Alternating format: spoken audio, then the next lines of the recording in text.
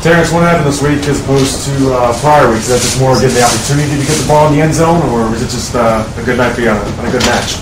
I mean, it's just really just a product of the offense. You know, we like to move the ball around a lot, give guys opportunities. So when it came to me, it was just a chance for me to make plays, and I guess I did. So. Did you see any mismatch out there as far as any corners are concerned, or did you just throughout the week we look at a lot of film. My coach has looked at film all day, every day. So we pick up techniques of the DBs, you know, what they're good at, what they might lack. So I knew some of the things that the guys were going against, their strengths and weaknesses. So it's really just playing off that, and just like I said, a product of the offense, just getting the chance to make the plays and opportunities. What in particular do you think McMillan saw in you as opposed to Perry or his favorite in Gray for this week? He just, like I said, he gave me an opportunity, to see what I have, see what I can do out there for the majority of the game, and hopefully we get out tonight. We got the win.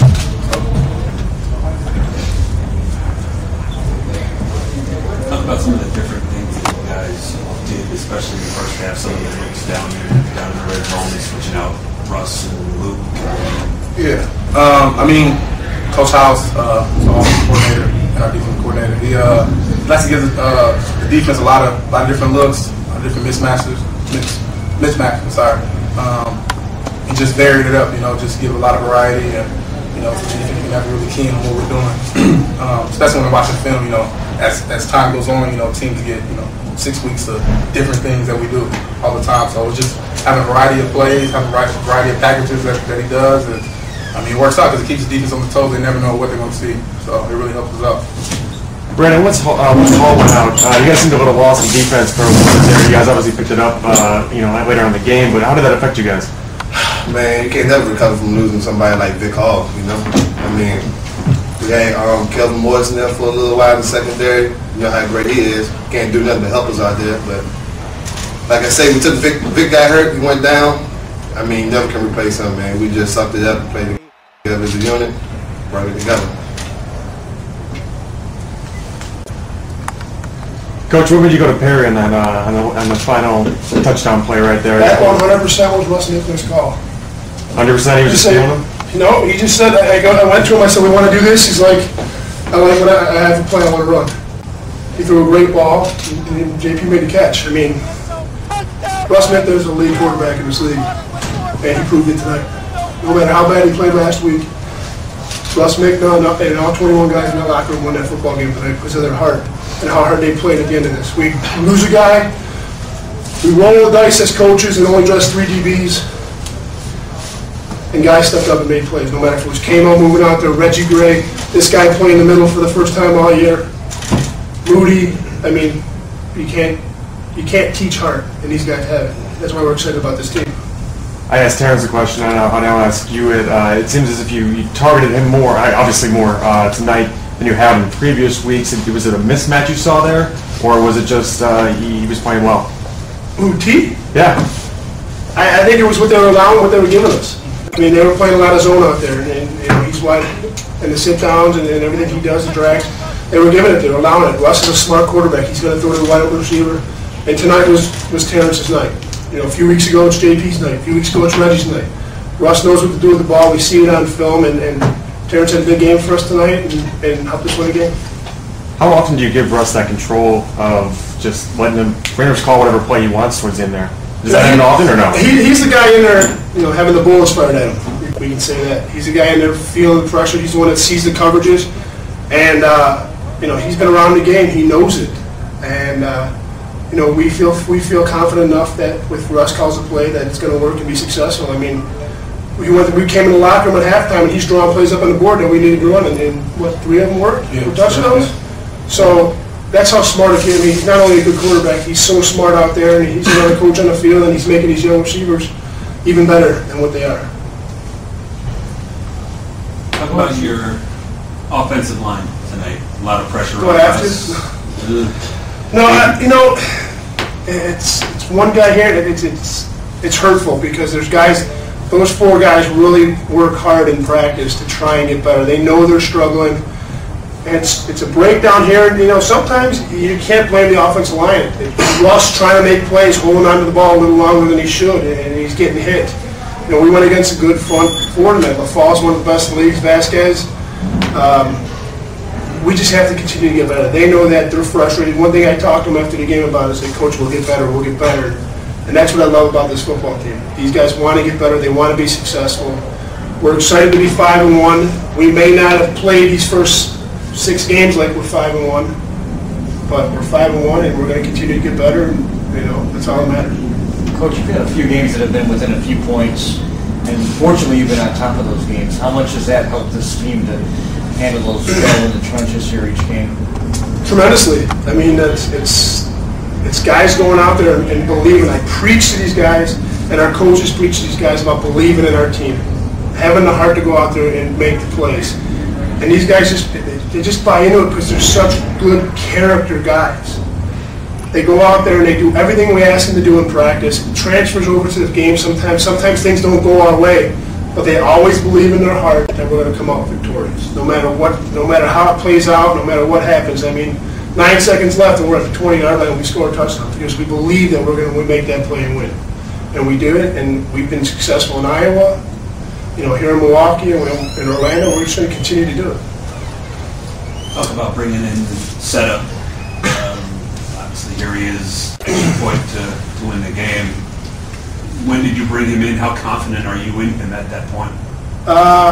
We were very confident. Nick came in yesterday. When we had a feeling that Mike wasn't going to play, Nick came in yesterday and worked out, and we didn't know until this morning that Mike wasn't going to be able to play. He tried to kick and it was just too sore. We had to go with an emergency kicker. We knew about him. We knew he was a good kicker in Notre Dame. We knew he was excellent in the CFL. And we had all the confidence in the world. I talked to him before the game. I just go out there and be perfect. No, he's playing in front of 80,000 people. I'm sure he can play in front of 8,000 people.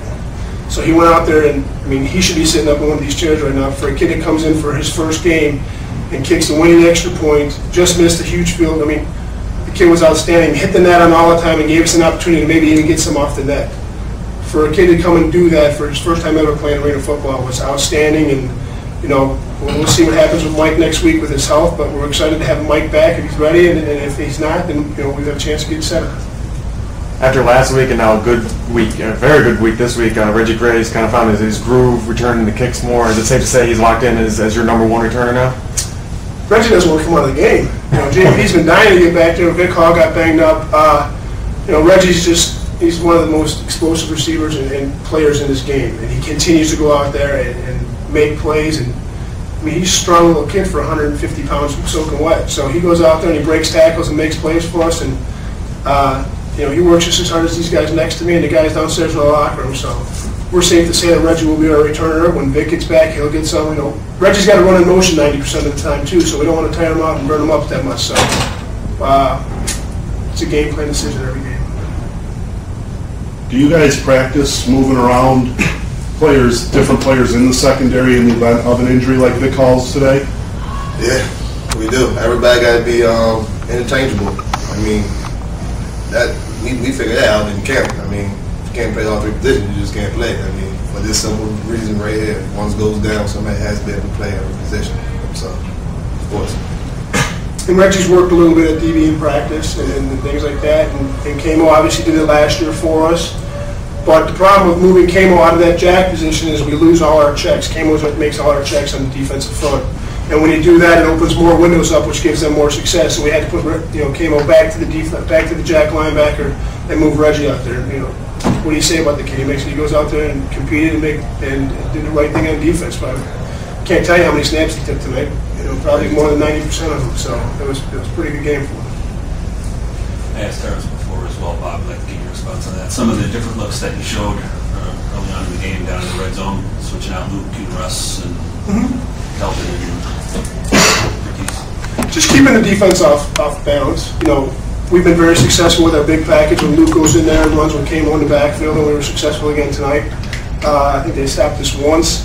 We got a big package with Terrance and Keese and Kamo with Russ playing in a large package. It's just trying to keep these guys off balance and so they can't, we got JP and Reggie who aren't the biggest receivers in the world. They like to press when they have trouble getting off, so we put bigger receivers out there to try and get off the press and the chance, because a lot of teams like to play press zero down by the goal line.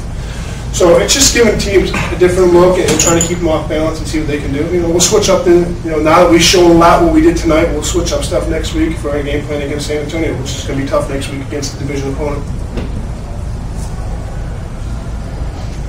Speaking of which, next week, how do you plan for Aaron Garcia?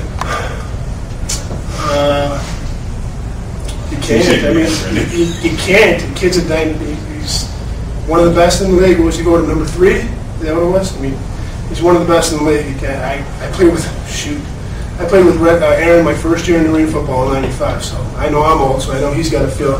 He's got good receivers out there. We'll go look back at the tape and we'll see where we can exploit things and see what they like to do on certain down and distance and just try to control them. The biggest thing is we got to get pressure on him. He can make a move out of the pocket. He's been around the game. He can make every throw. He's done everything in his 17, 18 years that he's played. So you can't control him. You just hopefully you can exploit something else that gives us success. Brandon, when you look at the tape, what in particular are you going to look at for next week? At San Antonio? Definitely check out their receivers because I already know him getting out of the AG. He's going to put the ball exactly where it needs to be every time. So the only thing we can try to do is try to scheme up the receivers and their formations, play a percentage game, what they like to do in certain situations. But as far as AG goes, we just got to contain him, I guess. Put some pressure in his mouth. AG is AG. I mean, it's like MJ. He's got to contain him. It's good. Thank you, fellas.